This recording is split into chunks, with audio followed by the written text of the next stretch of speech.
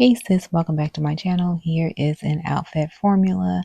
Today we're headed to do virtual reality at the Sandbox and also brunch at the Finch. So this is a bodysuit that I got a while back at Fashion Nova a long time ago. Also this tie around my waist flannel. I really don't remember where I got that from, but I did pair it with my YSL crossbody bag for ease of carrying my things. And I'm wearing some heels about 4 inches. You know I'm going to grab that door to show you the heels. These are Aldo heels with a clear top. All right, sis, we better get out of here before I'm running late. Hey, sis, welcome back to my channel.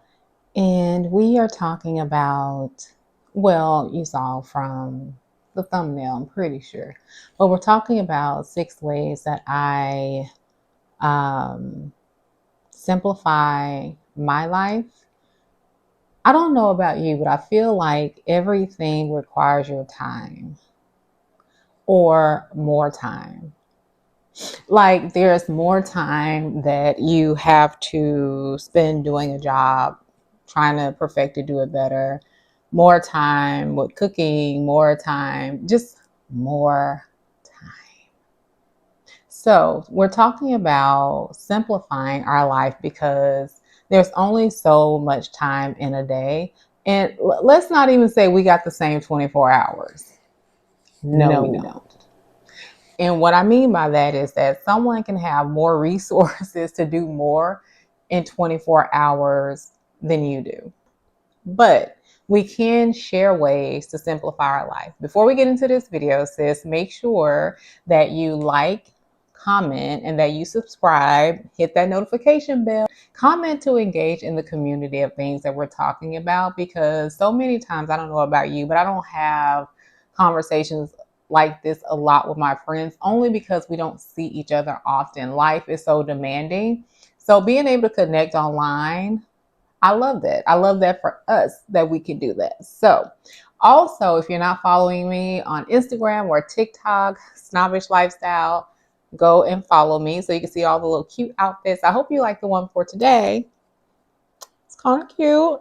But let's jump into the video. So 6 ways that I simplify my life. The first one is I create space for things that take up space in my life. Right now we're in my office.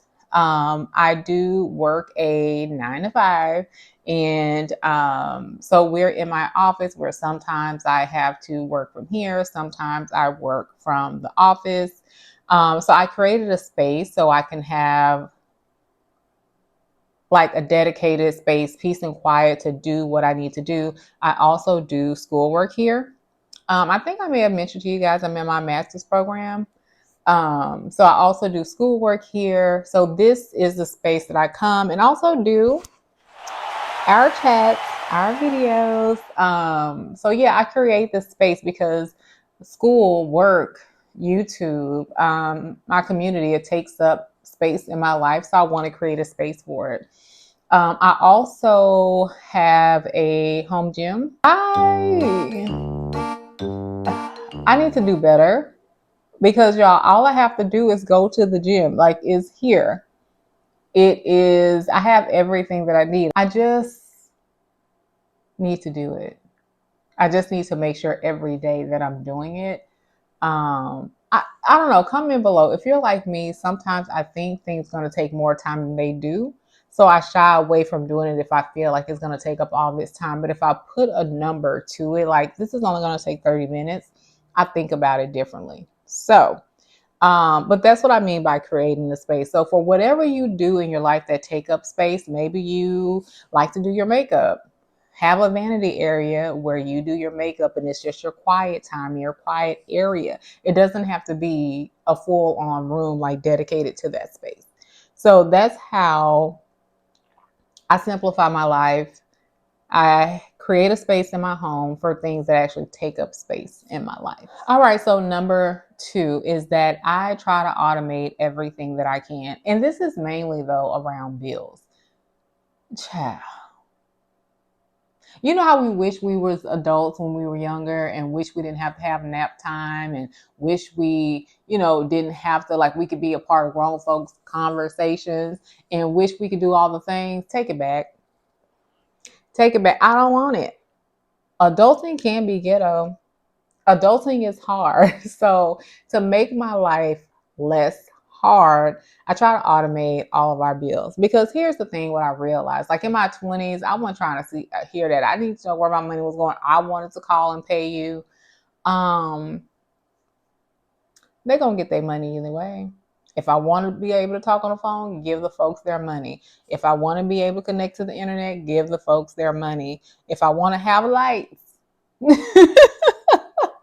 them folks their money. So I just figured like I'm gonna have to give these folks their money anyway. So I try to automate all my bills where I don't have to go in and actually like type in something to pay it, because I'm gonna have to give them folks their money anyway. Now, if something happens where they overcharge me, because that was always the fear, like what if they overcharge me? I'll just call them, and y'all know how we are. Representative. I don't want to talk to no automated system. You can't help me at this point. Representative. Anyway, so if they overcharge us this, we just call. We just call and get it together and get it back. But I try to automate everything because I got to get a folks their money. All right. Number 3 is get help.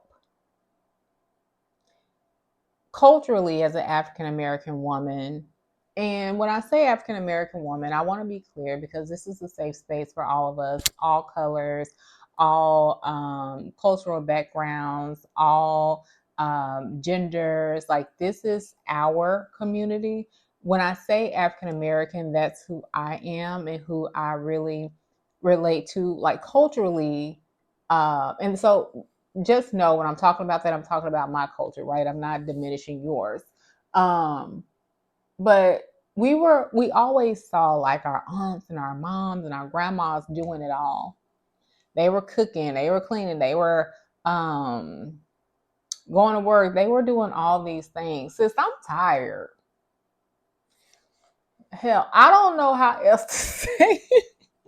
I am tired. Like, when I finished working, I'll just say the core of work, is sometimes I do work after. But when I finish my core of work, I am tired. I don't feel like cooking. I don't feel like doing a lot of things. Even the things I signed myself up for, I don't feel like it. I do not feel like doing schoolwork. That was something I signed myself up for. So no, I'm not going to try to do it all. When I first went back to school to finish my bachelor's degree, that is when I was so overwhelmed because um, I like my house to be clean. I don't like to see a lot of clutter, things everywhere and stuff like that. So I was really overwhelmed, and I was telling my husband like, hey, I think I want to hire a housekeeper. In my mind, I couldn't fathom, because it's just him and I. Like, it's nobody else here. It's just him and I. But I was like, I cannot do it all, and I'm getting overwhelmed. And I remember one day we were leaving out of our neighborhood, and he saw a lady coming out from cleaning, and he was like, hey, can I get your information? He was like, here, give her a call. So I called, got references. She came, and that's the end of that. Like, I appreciate her so much for just the due diligence that she does in our home. Now, let me tell you about my housekeeper, y'all. She gonna put stuff where she think it go for a month. No, 2 months. It may have been more. We were looking for our pizza pan in the kitchen. I know I didn't throw it away, even though Mr. Richardson blamed me. I didn't throw it away. He said he didn't throw it away. I'm like, where is this thing? Well, under, like, I don't know, the cabinet that's under the stove or something like that, like it's a built-in or something, but it's something up under there. And I put things there that I don't really use, to be honest. One day I think he just happened to open a drawer, and there's the pizza pan. She gonna put stuff where she think it go. And for the first few months, it was so funny because she would just put stuff up and we would look for it all the time. She's gotten better over the years of knowing where stuff go, but she'll still put it where she thinks where it think it go. And me and my husband, we both didn't want to tell her. Have y'all ever saw that uh the episode of Martin where they didn't want to tell their housekeeper what she was doing? That was us. We never said, oh, it don't go there. We were just like, and I think the next time she would come, she would see it move. So she started getting it. But I was so appreciative to get back on track. I was so appreciative to my husband for understanding, like, I'm not going to do it all. I can't. And we've always shared, like, we don't have any gender roles in our home. Like, if the trash is full, I'll take it out. If he's not here, if he's here, he's going to take it out. But he cooks. Um, like, we don't have those things here. We don't have gender roles like I can only do this and he can only do that. So we've always shared the responsibility, even with our girls. But I was just like, I'm overwhelmed. I'm tired. I can't do it. And so that's how I got help.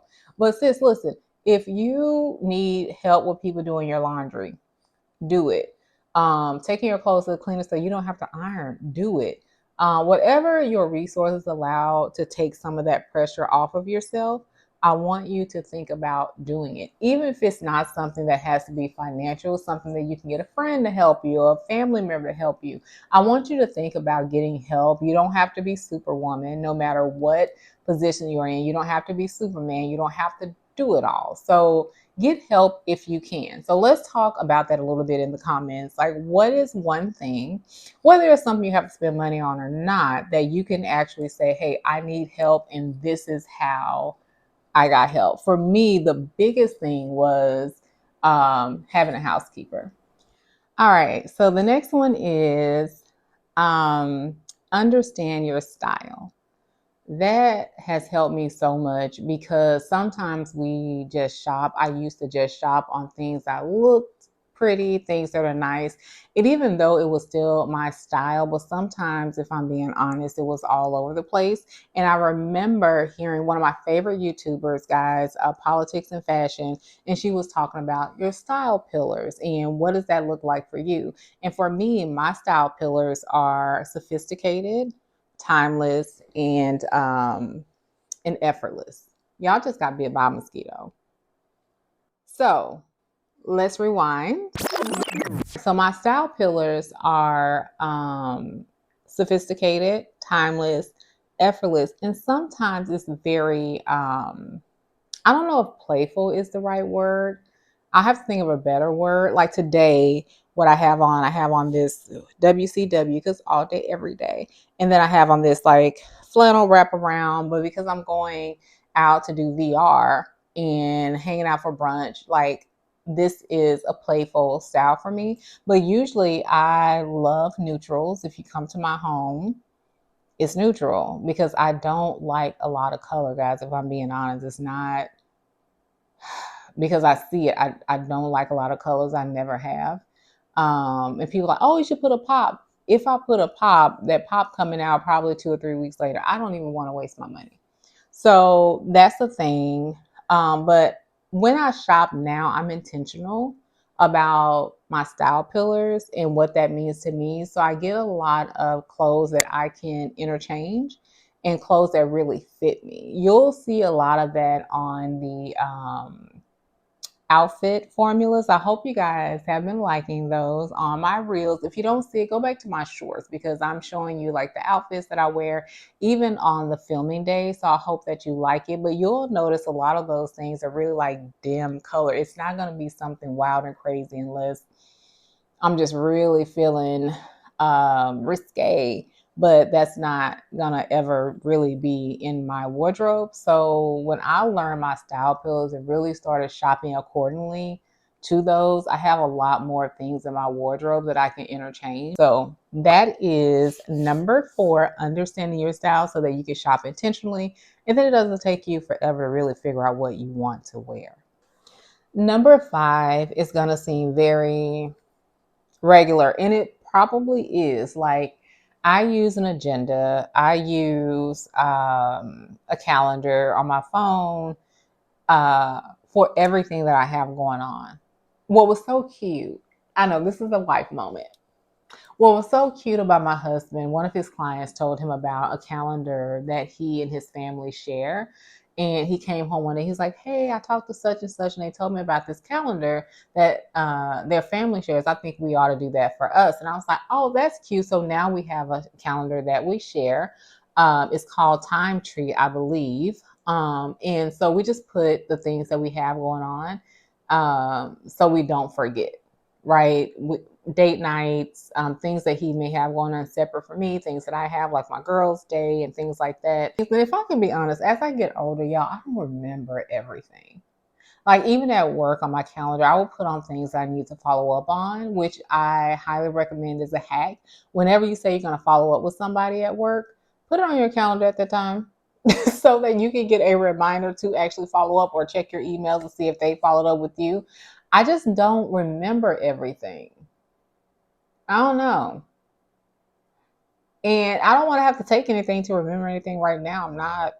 I'm at a big age, but I'm not at a big age. So, yeah, I use a calendar, I use an agenda. But it's so helpful. It's so helpful to see like different things that he may have going on, like, oh, okay, we can't do this day or that day. Even things that we may book together, like he want to surprise me and put something up like date night where I don't plan anything. So, using a calendar, using an agenda has been helpful at work and in my personal life. So I highly, highly, highly recommend that. All right, guys. So the sixth thing, the final thing of how I simplify my life, I really try to focus my extra disposable income and attention on things that really celebrate me, really make me feel better, really gives me a good mental space. So what I mean by that is I will get me a massage. That's an investment for me because it helps calms me. It helps get tension out because I do have a highly stressful job. I do buy journals. I probably have too many journals. I just see cute ones like at TJ Maxx or even online. I'm like, oh, I need to get that journal. And I always say I'm going to repurpose it for something, and I don't. Yeah. So I will invest into journals. Another thing that I invest my time is into things that like are my hobbies. So I think I mentioned in my first video that I like to do my apres nails. I tried to do a design. It didn't turn out the way I wanted it to. And I actually realized I can't draw a straight line. So with that being said, I'm going to keep trying. I'm not going to give up. We don't quit over here.